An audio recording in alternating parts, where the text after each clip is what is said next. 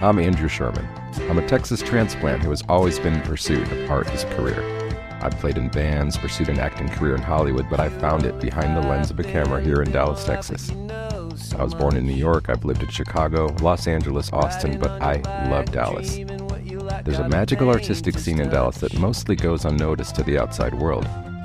This podcast is focused on what makes it so special and the people who make it thrive artistically. If you don't live here, and even if you do, you might not have heard of them. This is the Dallas Famous Podcast. So who you gonna be?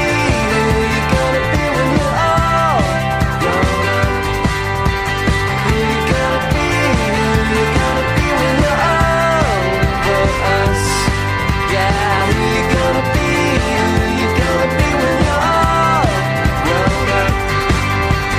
Who you gonna be?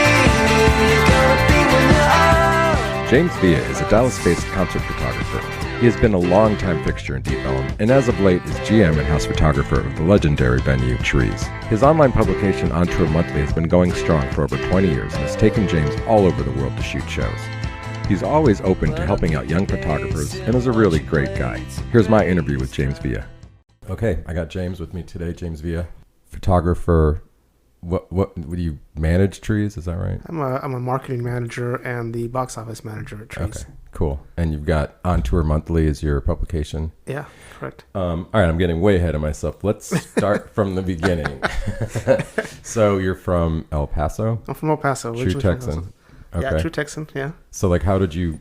Like, you can give us some details if you need to, but how did you get to Dallas? It's a really weird transition. I used to go to Houston a lot, and eventually ended up in Houston after I got out of high school. Had to go back to El Paso to pick up my mom. Moved back to Houston. Met my current ex-wife, which is an interesting story. But we met in Houston, and one day she just came home and says, "Hey, by the way, my company's offering me a job in Dallas." And I hated Dallas. I was like, oh my God, I don't want to go to Dallas. This is like the worst thing that could happen. And of course I'm thinking this in my head, and she kind of gave me a really weird, like, it wasn't really like an ultimatum, but she was kind of like, you're either going to go or you're going to stay. And I'm like, well, hell, I guess I'm going. Right. And at that point I was already kind of shooting shows secretly. I was just doing interesting stuff on the side and running away from people catching me with cameras and stuff. It was always something I wanted to do.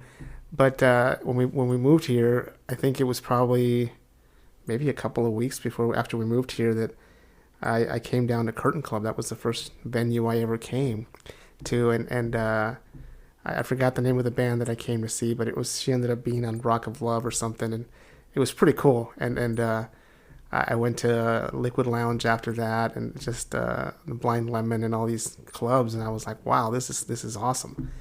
Yeah, you know, and Dallas started kind of growing on me, and it was one of those weird transitions when I didn't know.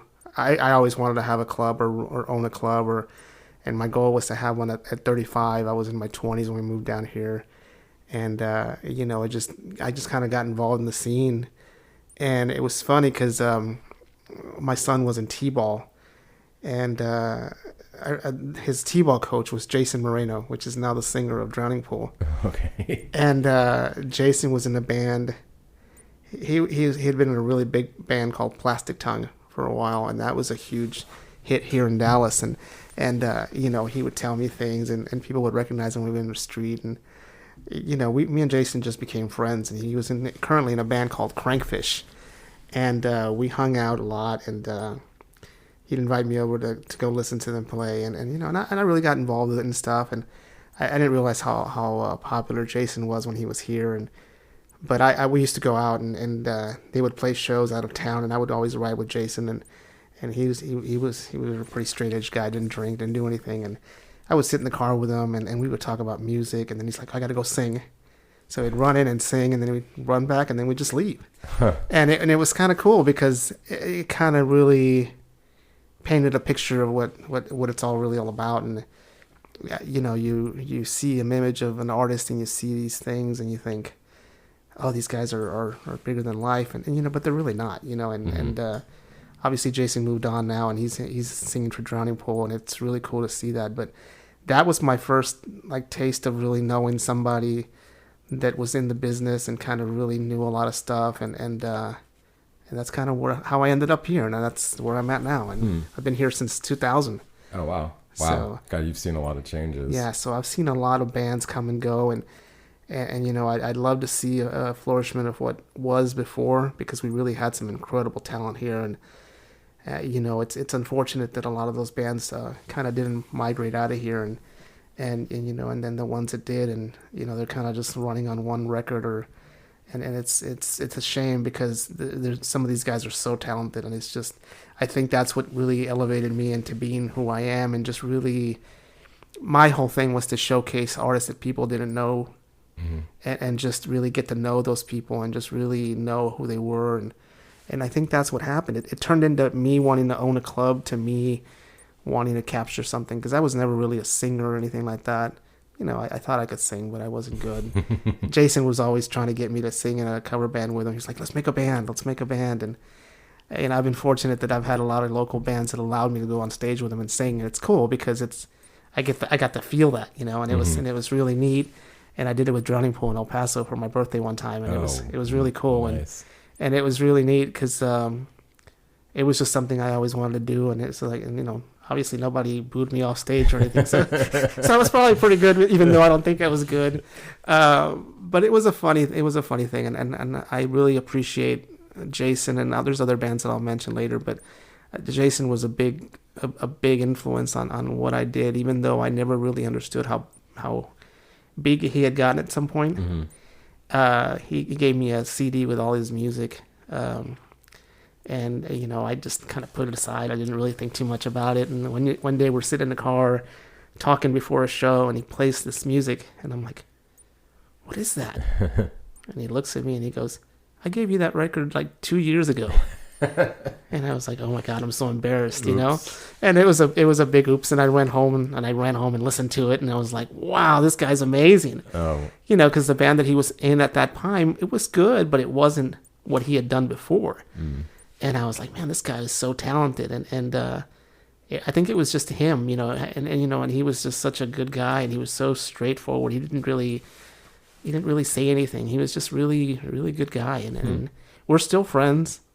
You know, and I think we never really had this conversation before, but he was a big shaper in the way that I handle things, and I learned a lot of lessons, not just from him, but from some of the other bands that I worked with, and it changed the way that I am now, and I have a lot more respect for what they do and what they go through, and so it's an interesting transition. I feel like we skipped way ahead of, like, how did you get into photography? Yeah. It's funny, because I always wanted to be a photographer to an extent. My brother, you know, we never really had much growing up, but my brother always had good jobs and stuff. And I was growing up watching him, and he would have all these cameras and all this stuff. And actually, you know, it's funny, because he had some pretty expensive cameras, and he would let me shoot with them.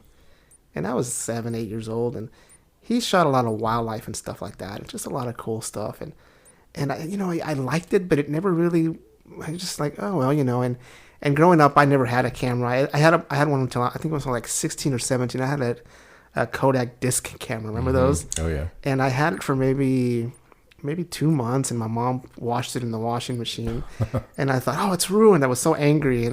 And I picked it up like a year later, and it still worked. I was like, oh, wow, this is awesome. So, you know, I did a little bit of photography stuff, and I always wanted, you know, it was always one of these things. I saw a movie a long time ago with Deborah Winger. I think it was called Mike, or Where's Mike, or I forgot what it was called, but it was basically this guy that loved taking his photo, having his photo taken. And I thought, man, that'd be so cool to have somebody follow me around and take photos, you know, and I always thought that was a really cool thing. So then, you know, I started getting into music. I mean, I was always into music, but I started getting into like really like looking at some of the visuals and some of the stuff, some of the aspects of photography. And I was like, man, these guys, it's like they tell a story, you know? And it was some of the stuff, you know, I really didn't look a lot at Rolling Stone and stuff, because those were more, I thought those were always more polished, you know, and a lot of them more, I thought they were more staged, even though they probably weren't, but they didn't seem as clean as something like in Hit Parader or in Cream or something like that. Those just seem a little more real. I really, really, really got into photography when I saw Rip magazine. and Leon Friend and the stuff that he did, and and just the way that he and I read his book later in life, and I was really I think that kind of catapulted me over that, because it was just one of those things where I was shooting a lot of local bands, and I had some bands help me out, let me shoot them, and I used to shoot with flash, and I would get in their face, and they were cool with it, Right. because I think they saw the potential in what I could do, and they always let me do it, and people would be like, you shouldn't be shooting with flash, it's this and that, and it bothers the bands. I go, well, this band doesn't care. Yeah. But I really learned how to get what I wanted from flash, because I knew how to use the flash. I didn't blow out the image. I just captured it and slowed it down. And so I think that was the thing, and I shot a few shows in Houston at a place called Primeco. It was called Primeco. It's called Retribution something today now. It's a really cool place down in downtown Houston. But I got to meet a lot of big artists there, because I would hang out in the back just to try to get an autograph or something. And I got to meet like Brendan Boyd of Incubus, and we hung out. I mean, we literally hung out for like an hour and a half, and it was just me, him, and my ex-wife, and then a couple of kids came over and hung out with us. So it was 5 of us in the group, and we literally just talked about nothing. It was really fun. That's cool. Yeah, I got to meet Courtney Love and Scott Weiland. That was my idol when I was like starting out, because I was like, man, this guy, that little dance he used to do on stage and everything. It was just so, it's just like, I don't know. It was just, to me, it was like surreal. It's kind of like looking at Jim Morrison, a modern Jim Morrison, modern day Jim Morrison. See that. But he was amazing, and I got to talk to him a couple of times, and I got to meet his ex-wife Mary. She was really cool. She was really nice. Actually, we went to a venue, and we were at a venue, and we followed him. I followed him in my car. I followed the bus to the hotel, and he got out of the. Well, he didn't get out of the bus. Mary came out, and she's like, "Can I help you guys?" And I'm like, "I just want to meet Scott." And she's like, "Is it just you two?" I go, "Yeah, we're the only ones here." And she's like, "Well, hold on, sit tight." And she went in, and 10 minutes later, he came out. Wow. And he came out and met us halfway, and I got to take a photo with him, and it was amazing. It was like, you can do this. This can really happen. You can really meet these guys. And it was because to me, Brandon Boyd was really starting out. And it wasn't, he wasn't really at that level. But when I met Scott Weiland, I was like, wow, I want to do this. Yeah. This is something I want to do. It's not that hard to meet these guys, And it was funny because a couple of weeks later, they had a show. A radio station was moving from one end of the dial to the other end of the dial, and they had a secret band. And I knew it was going to be them, because the drummer says, "Hey, we might be back in a couple of weeks or a month." And I was like, "Awesome, man! That would be great." So sure enough, when they came back, waited again outside the venue, that same venue, and this time Scott stopped to sign autographs. And he comes around the corner. And he comes over to me and my ex-wife and says, "You guys aren't going to follow me again tonight, are you?" And I was like, wow. And it's one of those things where people always say you never want to meet your idols, because you might not be happy with what you see or what you get. Sure. And it was just crazy, because, I talked to him outside of Trees maybe 20 years later, and I told him the story, and his current wife at that time was crying, and she's like, "You don't remember that?" And he's like, "I don't." And it was just, I guess so many things had happened already at that point in his life that, it was interesting, because it was one of those. He was one of those guys. He was probably one of the guys, and a guy from a band called He Is Legend. The lead singer of He Is Legend are probably two of the guys. The reason I grew my hair back out again and everything, because I had short hair for a long time, is because of him. I can't imagine you short. Shiloh Kroom, Shiloh Kroom from He Is Legend. Okay. Amazing guy, amazing band, and I think Mike Zemer just started managing them. Oh wow. Yeah, local guy managing He Is Legend, but yeah, it's and I think that's how I got started. I just really fell in love with the whole thing, and I've never been like a fanboy. I never really do stuff like that. I mean, I think I got that all out of my system in Houston. And when I got here, I just totally changed my whole perspective.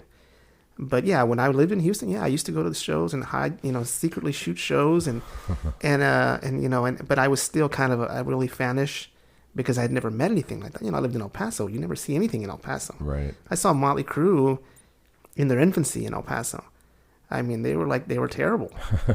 And that's it. I mean, I saw Motley Crue and Loudness, and that was it. Those were the only two bands I ever saw. And so my eyes didn't get opened up until I moved to Houston.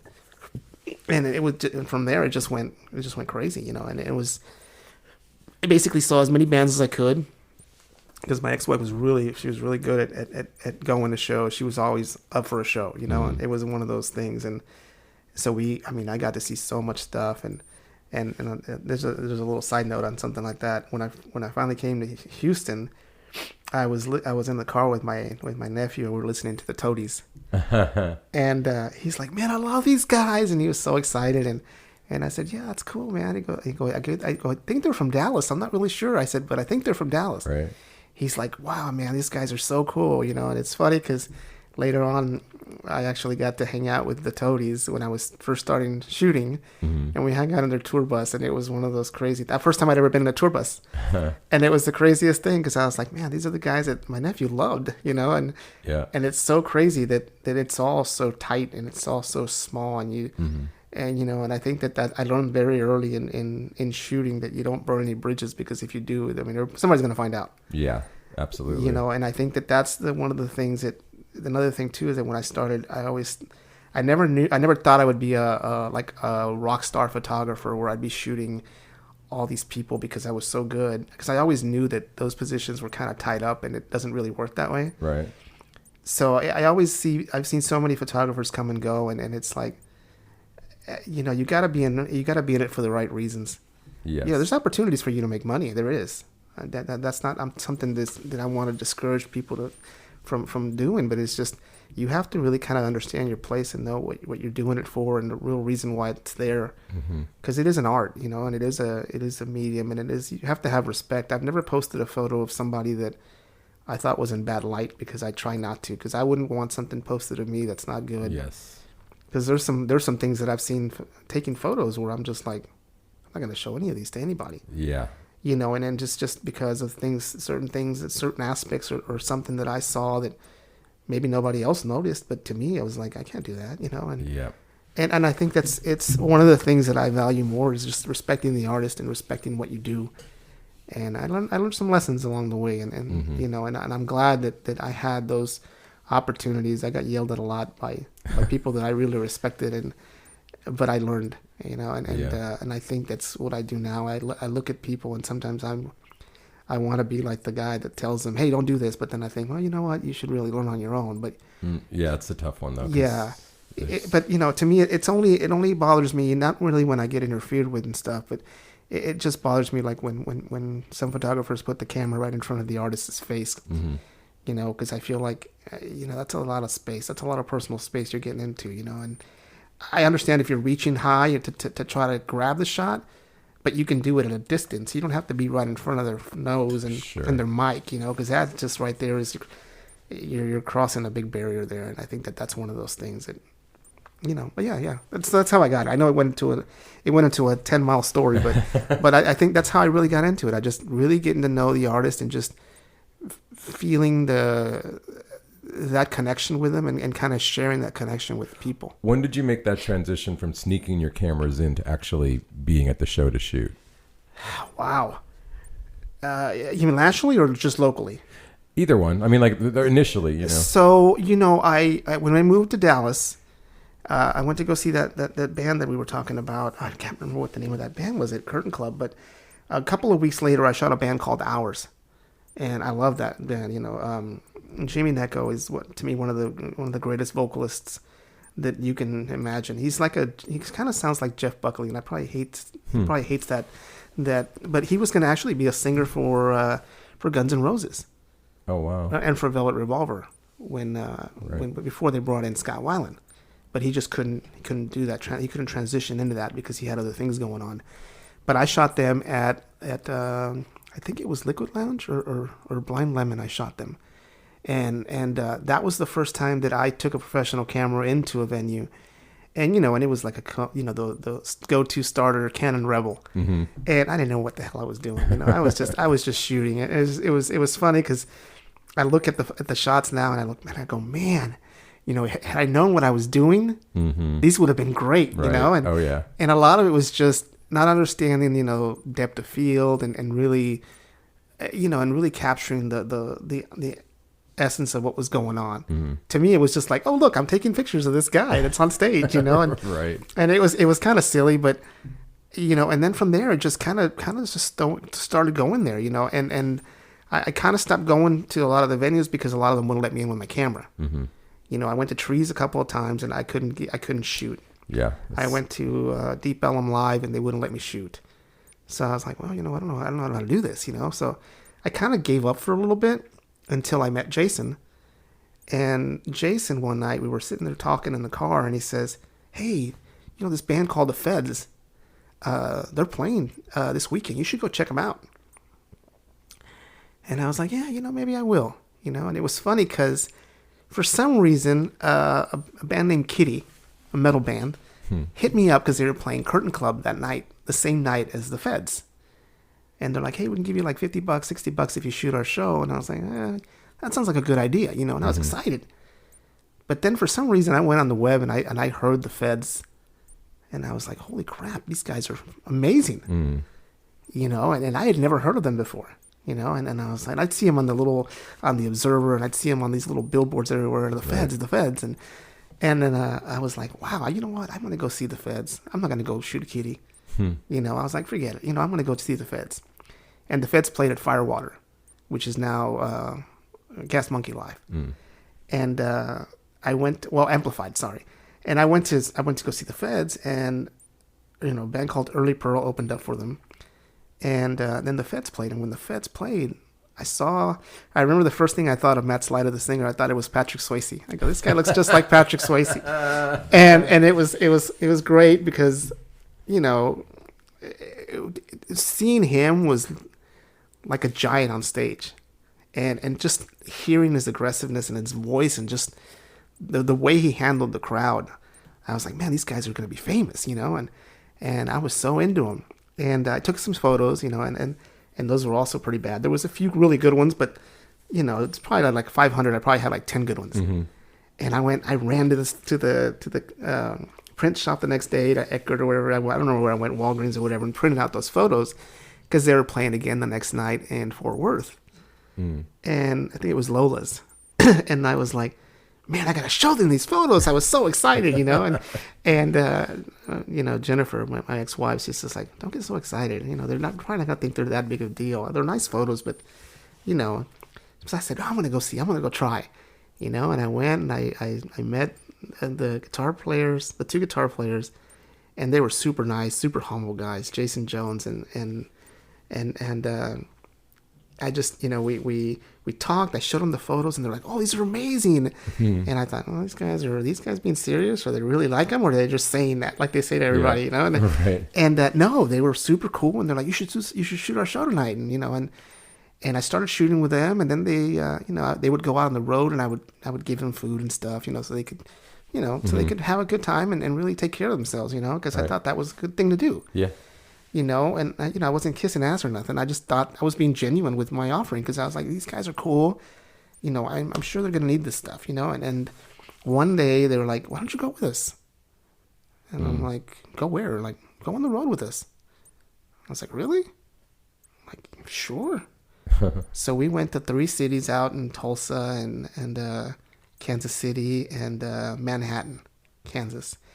And we had a blast, and it was great. It was very eye opening, and they were playing with an incredible band from Oklahoma, and it was just a really fun time and a really good eye opener. I learned a lot. I always felt like the drummer. We became friends later, Ben Jeffries. I always felt like he didn't like me because he would always give me a lot of grief, but. I really respected the way that he handled things with me because I now I realize, it's like, what was I doing there? I really didn't belong there. And I think sometimes I would put my 2 cents in when that's none of my business. Right. And I think that those are the things that really shape me into who I am. because those things, and even Matt would get mad at me sometimes. Matt Slider would get mad at me, and I learned a lot from that, because I learned my place and to where not to say things or where not to put your 2 cents in or whatever. Because I think we tend to think that we're now part of something, but you're really not. You're there to do your job, and that's it. Exactly. Capture it. You're not the singer. You're not in the band. That's none of your. You're not the rock star. Yeah, your opinion really doesn't matter. And I think that's. I learned a lot from them, but yeah, that's how I kind of got started. And then one day I went to Trees, and I was able to bring my camera in for a show, and then I just started shooting kind of incognito, and there was a guy named Trey Campbell, which was the house guy.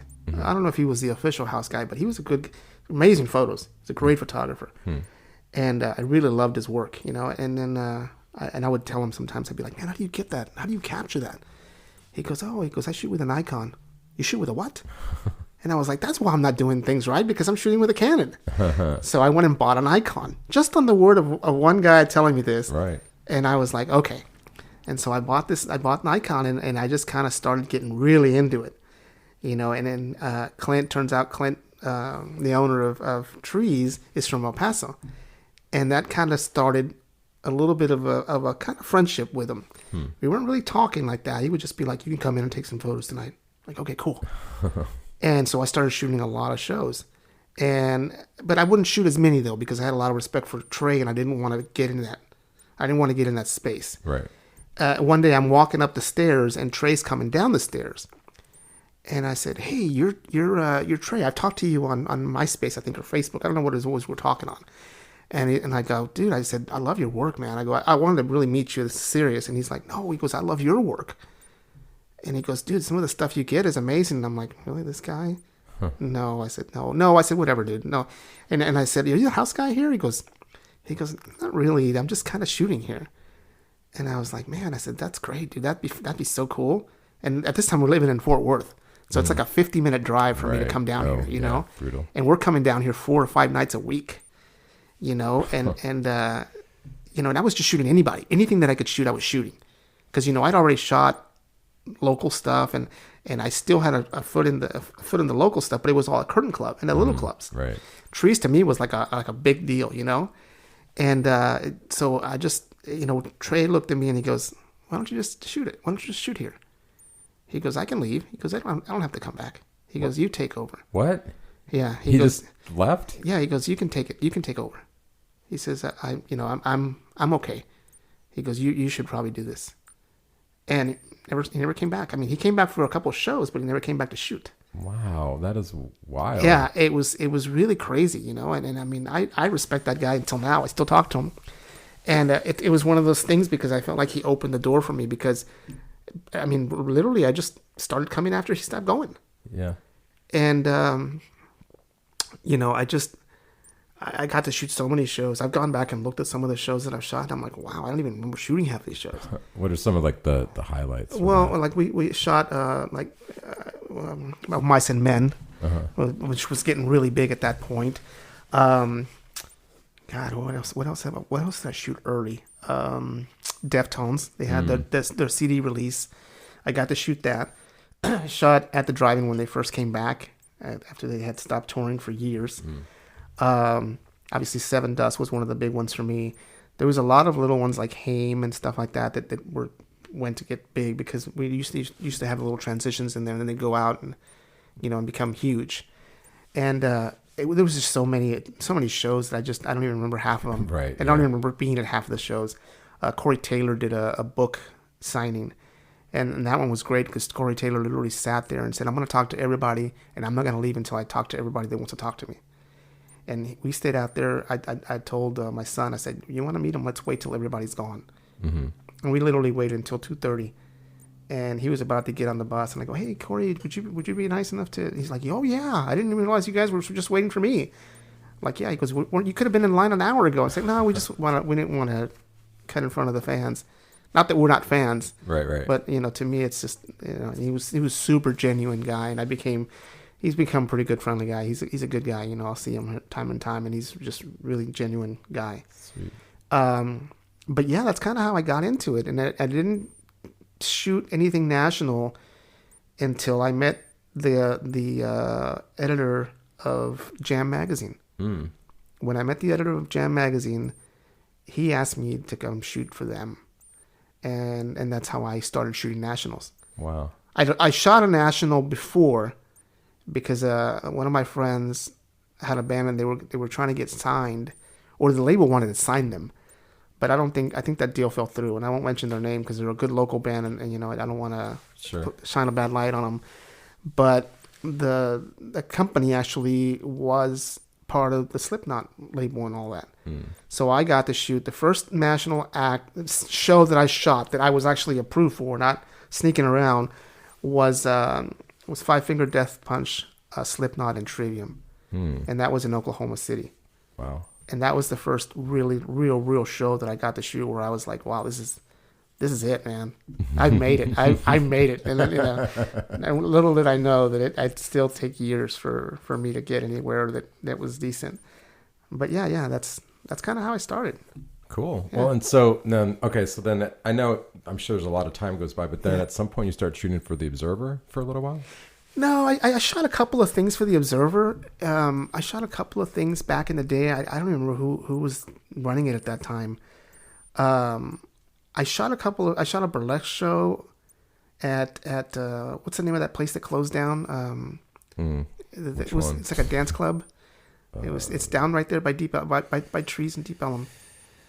Oh, where they had the classes and stuff? Or? No, where they did burlesque and they did a bunch of stuff. I forgot what that place is called. It's a big club in downtown. I don't know if I want to say Liquid Lounge, but it's not Liquid Lounge. Lizard Lounge? Lizard Lounge. Yeah. Oh yeah. I shot a burlesque show there for them.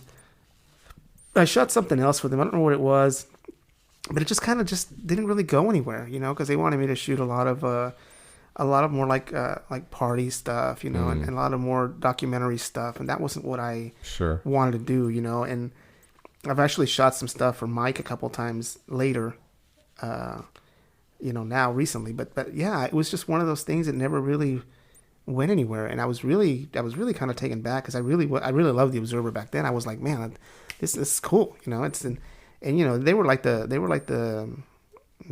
thing, that was one of those things, and I really enjoyed it. I actually did an interview with Alan Ayo when he was at The Observer. Mm-hmm. I just read that earlier. Did you? Yeah. And Alan Ayo, just approached me one day and he's like, hey, you want to come out and talk? I'm like, yeah, sure. I always thought that was weird because I was really starting out. Yeah. Well, the timing of that article you're talking about, like On Tour Monthly, is about to happen. So maybe like that transitions into that. Yeah. And it was really interesting, because it was just, and like I said, I shot that one national and then it just died. It's just like, okay, I'm not doing nothing now. What happened? What did I miss here? But, I did some stuff with Jam and Dave Huff, which was the editor from them back then. Mm-hmm. And there was like the writer. He approached me and he says, hey, you're shooting really good. It looks like you're really picking this stuff up. He goes, I think if you want to do something, you should try to do it now. And I was like, well, you know what? And, it's funny because I all this time, I'd met so many local bands and I'd become friends with so many local bands. And it was a band called Exit 380 whose singers, Dustin Blocker, we're still good friends. He is actually, he's part of the Hand Drawn Records now. And that's I think it's the largest vinyl press in the U.S. Oh, is it? Yeah, it's amazing. I was just there recently, and I'm so proud of him because he's played in a local band, and now he's part of this big thing. And records it was, are huge again. Yeah, and it was funny because me and Blocker had talked about doing something together, and then I said, you know what, I think all I need is a publication, and I can get these shows. Mm-hmm. And he's like, well, but that's not going to work, So what I did is I laid some of it out in InDesign, and so I made a fake printable magazine. Okay. And I kind of got started like that. And when I would right then and there, I told Blocker, let's do this. You can put some of your content in there. You can promote your company, and you can do whatever you want, but help me try to do this the right way. And so Dave Huff says, I'll come write for you. And I said, well, shoot, that's all I need. Jeez. This is my thing, And we just put it together, and you know, I kept thinking of all these cool names, and I was like, I'm gonna do, but then I had to keep it to where it made it look like it was a national, or it was a publication that actually was written at some point, as opposed to just being web. Mm-hmm. So I wanted to call it On Tour, but there was nothing available. And then I just said, you know what? Because it tells you they want, how many times do you provide a print? Monthly. That sounds good. I'll call it On Tour Monthly. So I looked it up, and yeah, it was available. I was like, well, hell, I'm getting this, you know, On Tour Monthly. And so I started applying for shows because Dave Huff had been in the business for 20 years. Actually, Sammy Hagar actually wrote about him in his book. Oh, wow. Okay. Because he hated him.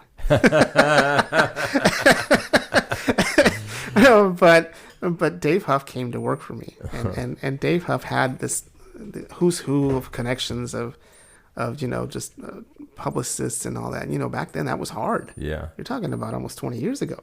Can't get that kind of stuff. It just you have to build these up. Nowadays, you know, they throw their names out there and say, hey, I need you to do this. Hey, can you come do that? And you get all these names really fast. Right. But back then it was like a sacred book. It was like, what is this thing, you know? And it was really cool because Dave, you know, he was an interesting character. A lot of weird things went on with Dave and things that we probably shouldn't talk about. But he really gave me the platform to do what I wanted to do. And, you know, I just went from there, you know. And my whole point of On Tour was to showcase the photos and to really highlight what you didn't see when you were out there smoking and you were doing this and that and not paying attention. Mm-hmm. Because I wanted people to see a show and be like, man, I got to see that. Or these guys look really cool, you know. And there's one of the coolest things and one of the coolest memories that I have from shooting is I had a person one time. I shot a band called Seether, and the guy was talking about his brother that passed away, and I saw the photo and I caught him in this light, and it was so neat to me, and it was just a moment that I liked, and that's why I shot it.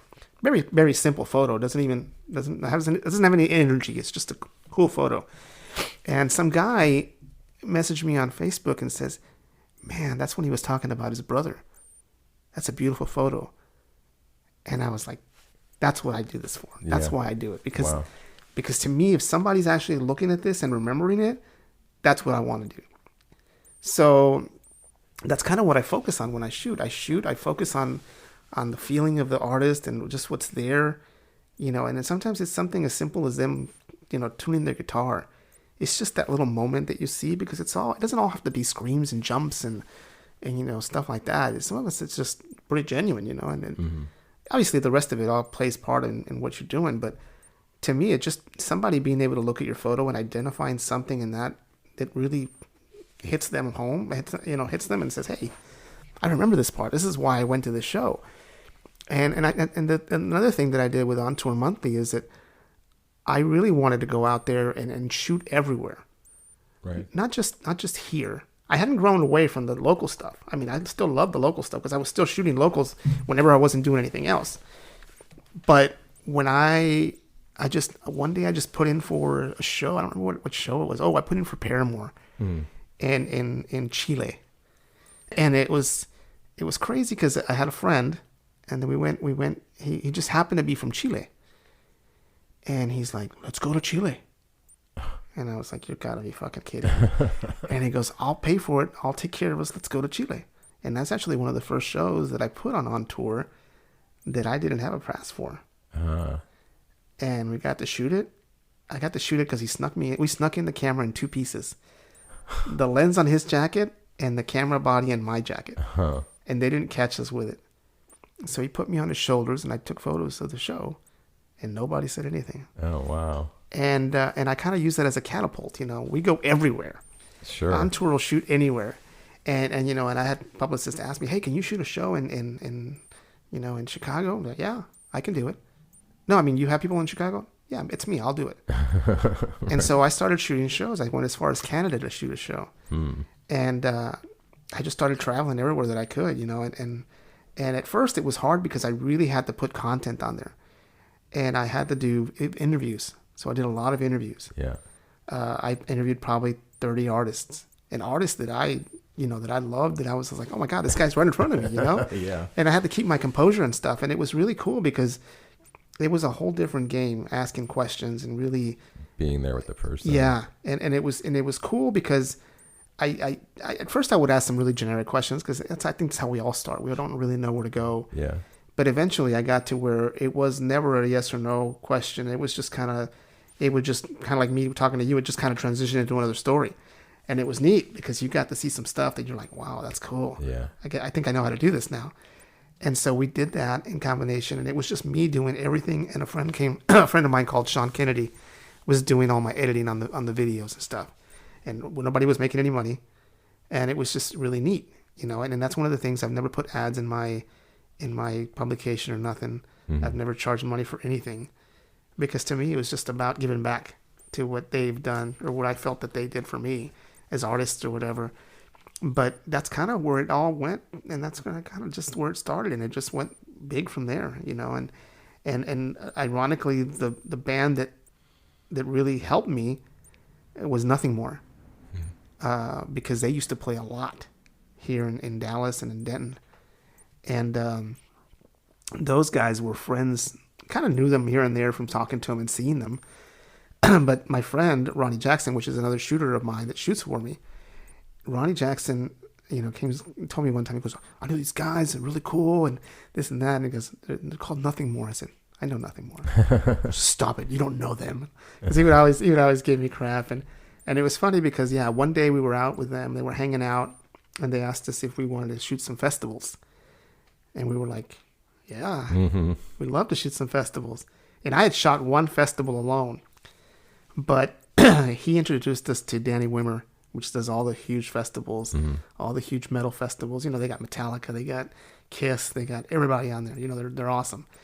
And he introduced us to Danny Wimmer's people, and Danny just let us shoot the whole festival.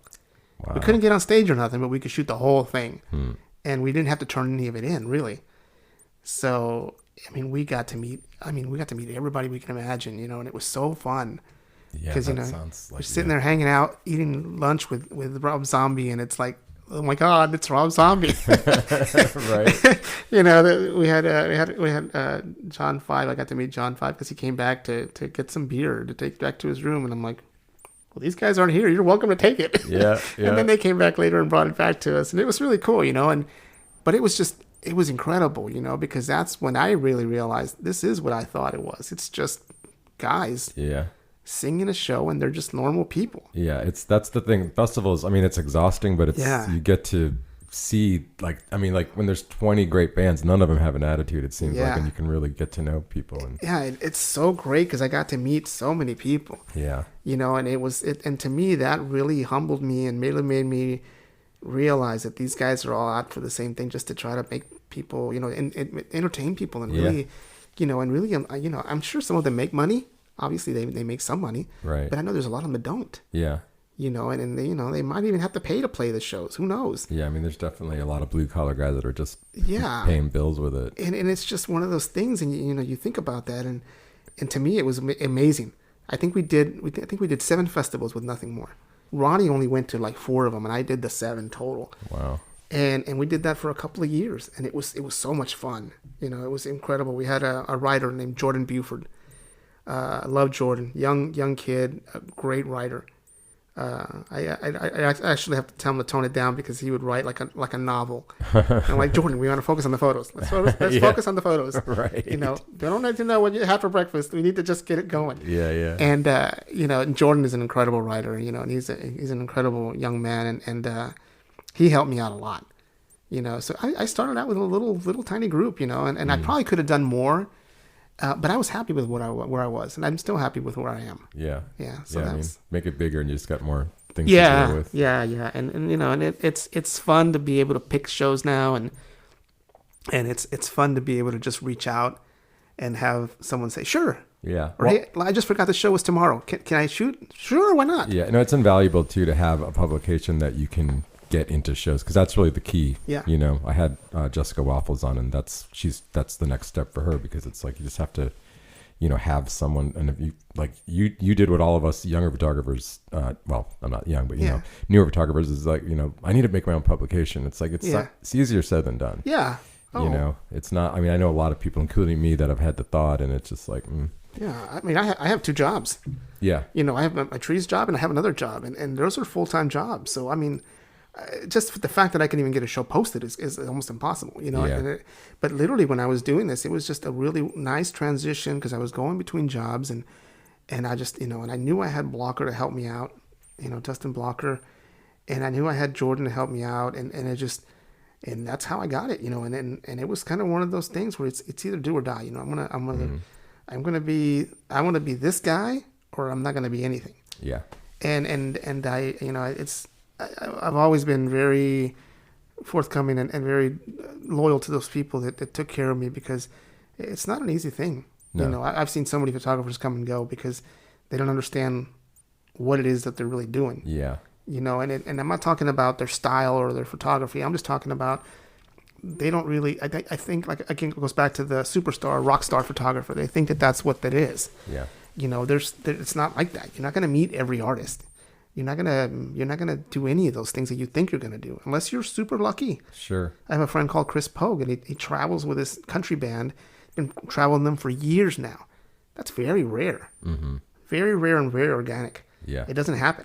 It happens very, here and there, nowhere. Maybe I'm weird because I lived in LA, but I don't want to meet most of them.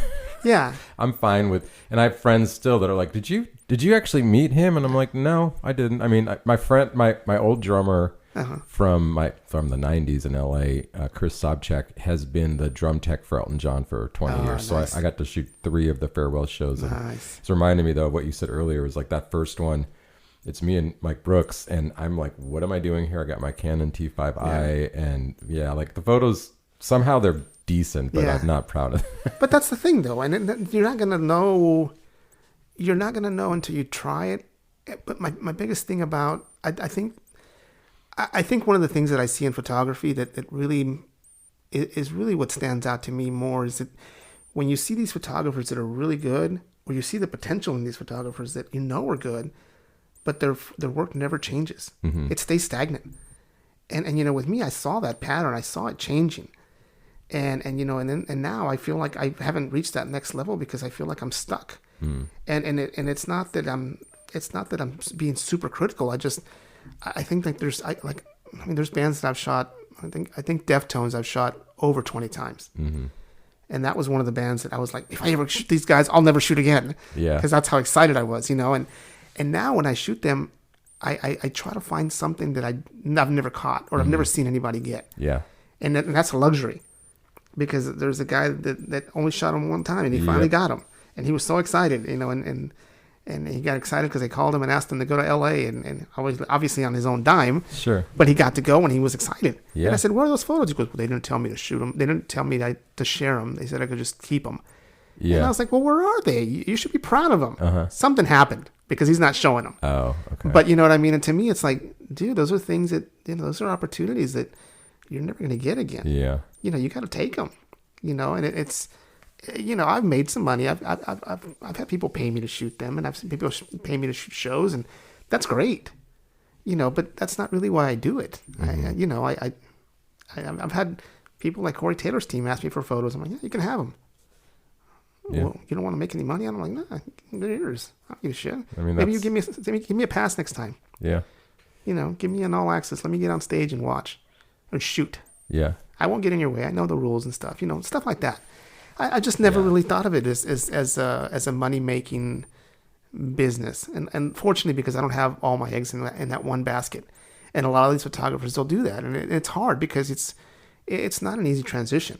You can make money, but you can't make money just shooting bands. You have to have other outlets.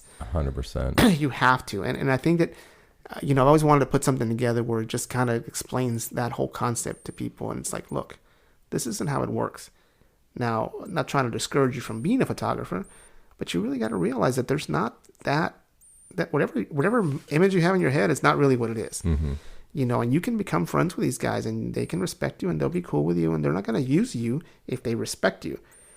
And you have to learn how to make that transition. And the thing is that, think about it. I mean, you're in a city of 3.5 million people, you know, or maybe more, maybe less. Who knows? Who cares? Yeah. But you got to think about it. I mean, to me, that's one of the things that you have to think when you're doing this. This to me is a big deal. Yeah. You know, this is not something that you just get overnight. You can't just walk in there and say, "I want to take pictures of this guy today." Mm-hmm. You know, there's only 10 people in there sometimes. Sometimes there's only 2 people in there. Yeah. You know, one of the first shows that I ever shot that I was with myself, it was just me and one other person, was Justin Timberlake. And I had just started on tour. It's like, how the hell did we get this show? Yeah. You know, and it was just me and the house guy. And the stage was huge. And, you know, I was struggling because I couldn't see. I'm so short. I was like, oh my God, this sucks, you know? And these people actually let me get on the edge of the cornice, and they held me. They let me lay back on them, and they held me with my back with their arms so I could take pictures. Oh, that's cool. And, you know, security guard was like, "You can't do that." And they're like, "Yeah, we told him to get up here. He can help. He can take photos." And it was just, you know, and that's another one of those things, you know, it's one of those things that you never hear about, you know, because that was just amazing. Yeah. And I think that that's one of those things that, you know, there's so many reasons to do this. And you really have to respect it, because there's really only you and a handful of people in that. Some people you'll never see them again in the pit. Yeah, absolutely. You know, and that to me is why I do it. Because I know if there's only 3 of us in there, I'm like, man, this is crazy. Yeah. It's like winning the lotto. You yeah. know? Oh, it's the privilege. I mean, that's the thing.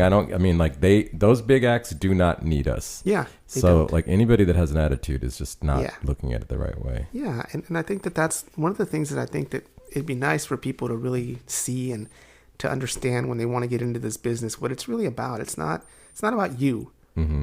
You know, it's about them and what they do and what they're doing and how they're changing people's lives by going out there and singing and their music. Mm-hmm. I know, because I mean, I listen to just about anything you can imagine. Mm-hmm. And so when I see those artists, then it's just a whole different light, you know, and it's like, this is great. And that's why I have such a hard, that's why I get upset with some of the lighting stuff, because it's like, it's like you think to yourself, you know, why can't you take this? This is your only job to run those lights, to set them up and get them going. Mm-hmm. You can run this and you can do this and you can showcase them.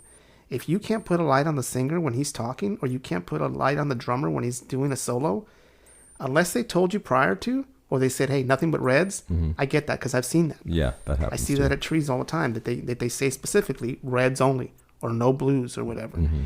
That I get. But when you don't even have, or take the time to really learn that, or understand what you should be doing as a light guy, it's hard. And it's not because of me. Everybody says, well, you say that because you're the photographer. No, it's not that. I'm talking about from the fan perspective. Because as a fan, I want to see that. That's why I go see a live show. I want to see those pieces highlighted when I'm watching the show. I want to see the guitar player doing the solo and where his fingers are and where the motion is at that particular time. That's what I want to see. Yeah. I don't want to see you pushing all the buttons where you just see the scattered light everywhere. And what's the point of that? Yeah. It's different if you're watching techno or Dead Mouse or something like that. Yeah. I mean, EDM's still not together. But you're looking at that like a country artist or something, and you're like, man, look at this guy. He just looks so cool. And it's just like Willie Nelson, you know, you're like, man, look at all those wrinkles in his face. And it's so cool. Yeah. And you know, and then all of a sudden they're all blue and all dark, and you can't see anything. And I get that. You know, I get some artists don't handle their aging well, and they don't want it. But realistically, I mean, you're there for a reason. You want to capture it, and you want to do the best you can. So I think that those are that's one of the things that I just don't understand. You know, because you don't have terrible sound. Yeah. I mean, the sound's pretty terrible sometimes, but that's based on the venue, or the light guy, or the sound guy just doesn't really know what he's doing. But more often than not, you have more terrible lighting than you do bad sound. Yeah, because I feel like there's some guys that are like, look at it as an art form, and other guys, it looks like it's a gig. I won't say the venue, but there's a place that I really wanted to shoot, and I shot there a few times. Twice, the opening act is in one color. Yeah. So like they're just shitty. And then one of the times, the headliner, they just put the lights on a rotation, and one of them was like hot white, like it was like none of those pictures even worked, and then it'd be dark. And I'm just like, and I walked back. Dude was on his phone. Yeah. And it was like an automated thing. And I'm like, you didn't even set the automation well, but anyway. Yeah, and I think sometimes that's one of the things. I've become friends with a lot of the light guys, and since a lot of them are they really take it seriously. There's a few guys in Dallas that are just they're on it. Yeah. And those are and I have a lot of respect for them because they really study it. We're getting to the end here, Uh-huh. but before we go, just maybe a few observations on Dallas and Deep Ellum, like pros and cons, as it affects you. Yeah, Deep Ellum is gone through a lot of changes, and I love Deep Ellum. I love the way that it was just like this big hub for great music and great bands and great venues. But I feel that I don't want to use the word, but I'm going to say it. But I feel like gentrification is kind of just getting involved in a lot of things, and I get it. I get it because that there's certain areas that probably should be like that, and they probably should be that if they're affecting and helping the community. If you're just going to plow over everything because you want something there that is not there now, then that kind of defeats the purpose, I think. But I think the thing with Deep Ellum is I think as long as people keep going, Deep Ellum is safe. And I think that's one of the things about that people don't understand about like a place like Deep Ellum. You still have that luxury to really be able to walk around and go from venue to venue, and it's not oversaturated like, say, Austin. Yeah. But if you're a photographer in Dallas, you have a lot of opportunities. Yeah. And there are a lot of opportunities. Like, I make it easy if somebody wants to shoot at trees, just let me know. Because to me, that's one of the things that I want to have that. I want to give someone that opportunity. That's great because a lot of people starting out just getting to shoot in a big venue like Trees is a big deal. And some people may say it's not a big venue. Some people may, but I'm like, look if you knew the history behind the venue, it's a huge venue. Yeah, you would know. In that sense, yeah. Because we had artists. We've had artists that are big. We had Tyler the Creator came in to do 3 shows in the U.S. and Dallas Trees was one of them. Yeah. Deep Ellum is probably the best opportunity for you as a photographer to get in or get your feet wet and kind of figure it out. Because, I don't really know of a lot of venues in Deep Ellum that won't let you shoot. Yeah, it's great. And there's very few bands that'll be like, I don't want you to shoot me, Yeah. But, it's unfortunate that a lot of people now, they just want to shoot Metallica. They've never shot a show in their life. And it's like, that's not the way it works. No. So if you really want to get your feet wet, I would really definitely recommend starting in Deep Ellum. Thanks for joining me on Dallas Famous, and we'll be looking for you on Tour Monthly, and young photographers, hit up James to shoot at Trees. Hit me up. I'll be there. And if you need anything, just, any advice or any tips, I'm more than willing to help you out. Awesome. Thanks again. Yeah, thanks, man. So that was my interview with James Villa. Thank you very much, James. Theme song, Unstoppable by Salim Nourallah. You can check out the Dallas Famous podcast on deepellumradio.com every Sunday and Tuesday at 1 p.m. Follow us on Instagram and Facebook, and we hope you check in next week. Thanks again.